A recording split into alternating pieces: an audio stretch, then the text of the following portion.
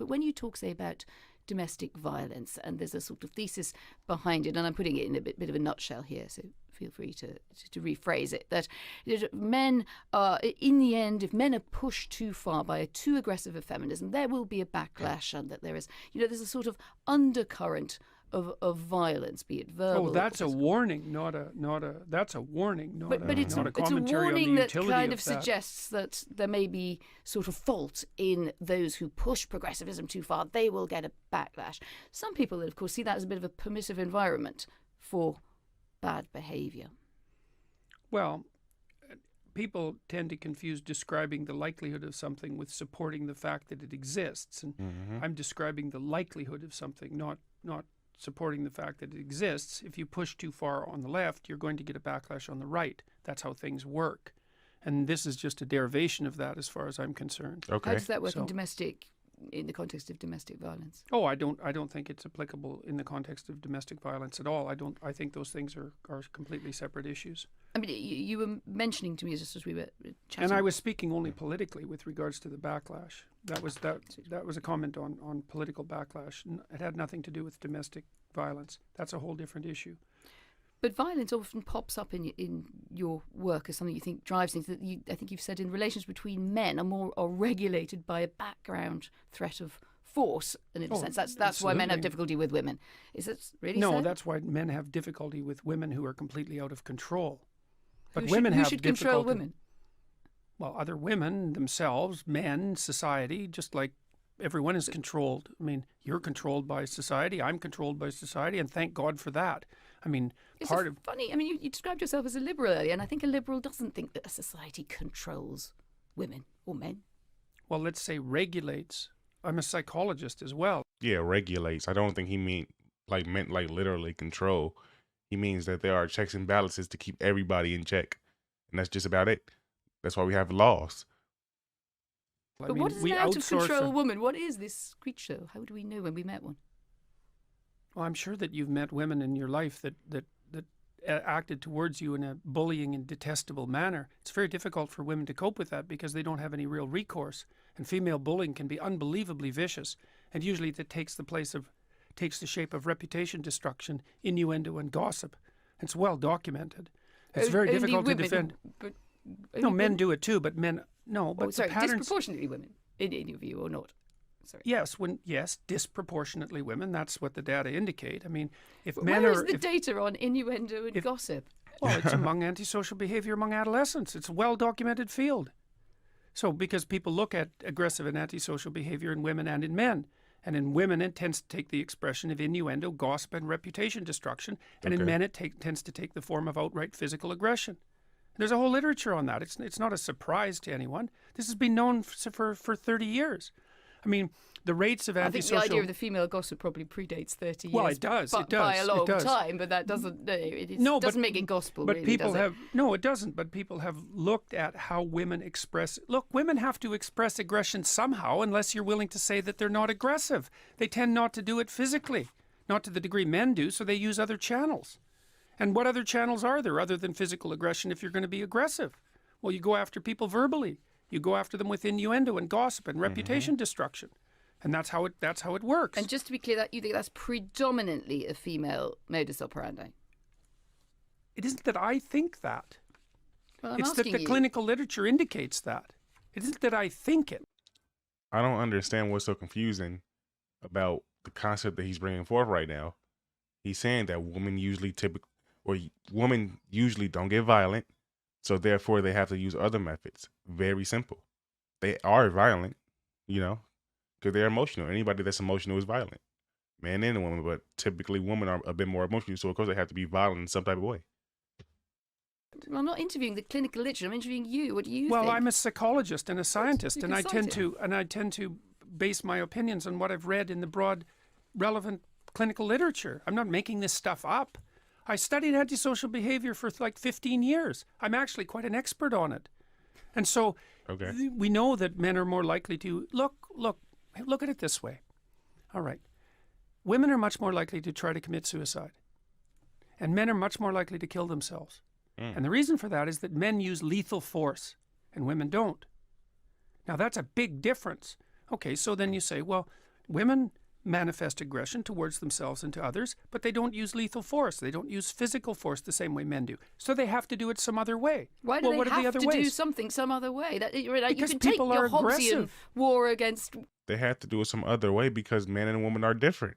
They just have different tendencies. What is so hard to understand about this? Usually women aren't as physically as strong as men, so they have to, work around that specific fact. So I don't understand what's so hard or difficult for her to understand what he's saying right now.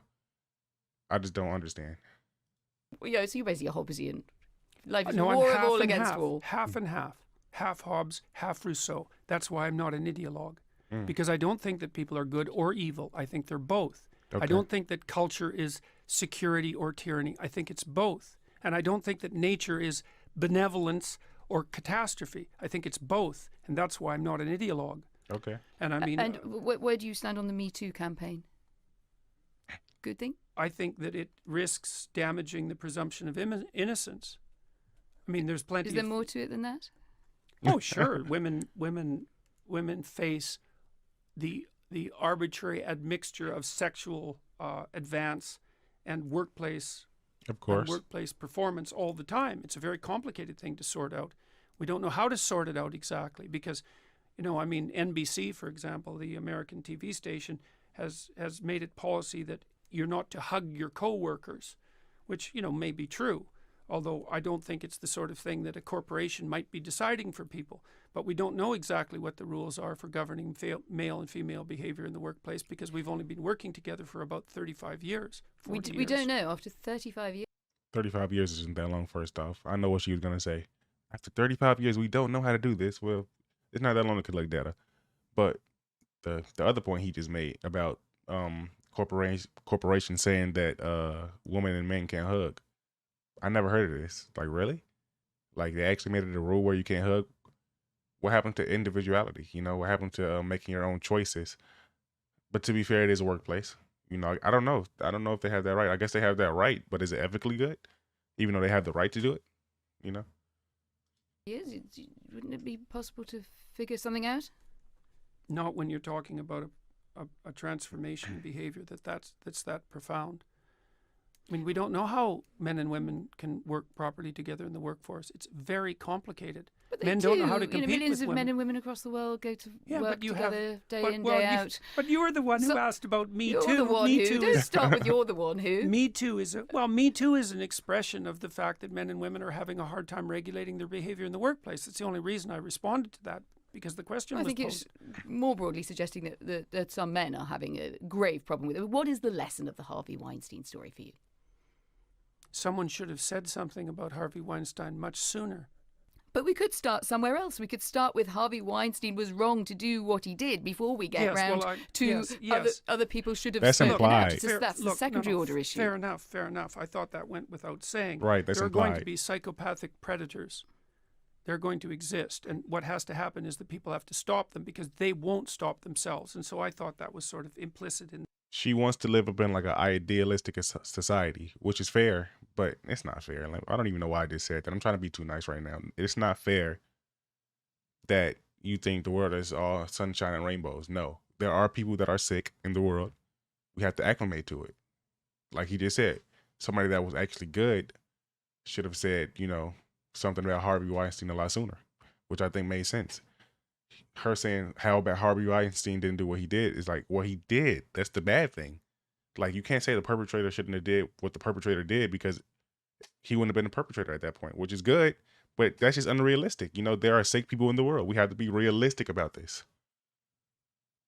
In the statement, obviously he shouldn't have done what he did. But you don't think that the culture in which he was operating, that there was particularly in his In world, Hollywood?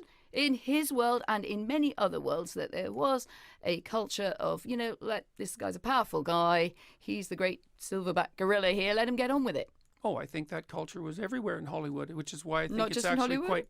Well, Hollywood particularly. I mean, the casting couch idea has been around for a very long period of time.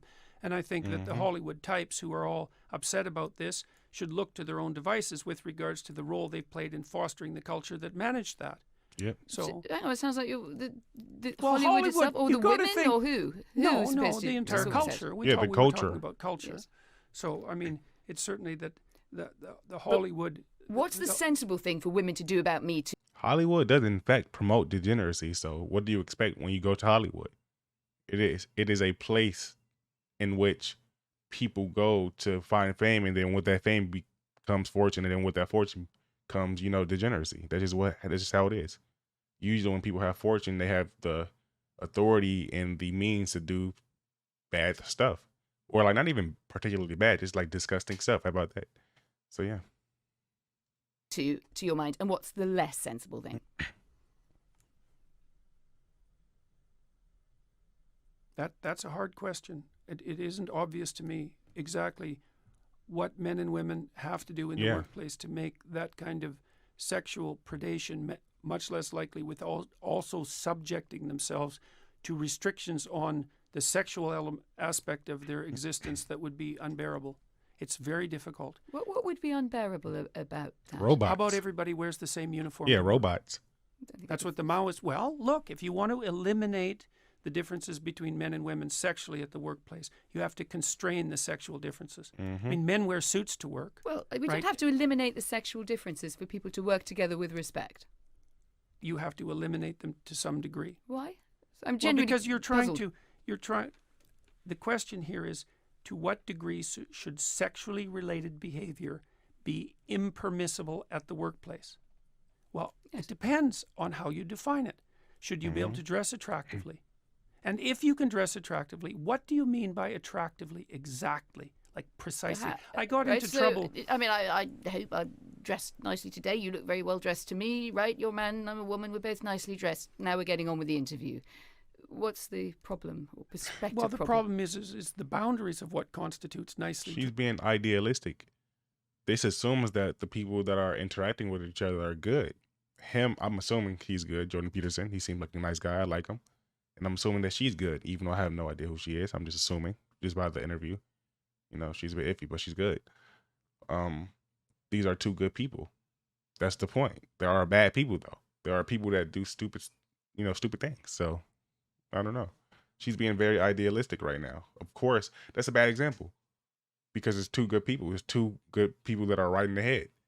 What if it was some sicko like Harvey Weinstein? Come on. Dressed.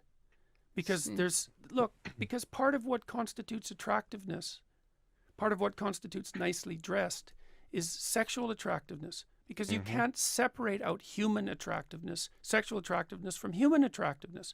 And so then the question is exactly where are the boundaries? And that's what the discussion is about. Where are the boundaries? The dinner parties, which are described in a foreword to your book, where friends enjoy debates and disagreements. Do you think in the broader conversation we've lost that spirit or in danger of losing that spirit? Oh, I think we're always in danger of losing that spirit, right? Because lack of freedom is much more probable than freedom. We have to be very careful to maintain that because it's always under threat. But I do feel that it's under threat now. I think that people are very careful about what they say in ways that aren't good. I think the fact that many comedians won't perform on university campuses now is a very good indication. Well, that was an amazing video by Jordan Peterson and the BBC journalist. Doesn't even say her name on here. Don't even know her name. Except that was a good interview. She asked some very interesting questions, to say the least. I think she was very idealistic. I think Jordan Peterson had some applicable answers that was, good. But other than that, it was a good, fine video. With that being said, my name is Jay Dottie. If you like the video, like and subscribe. Peace.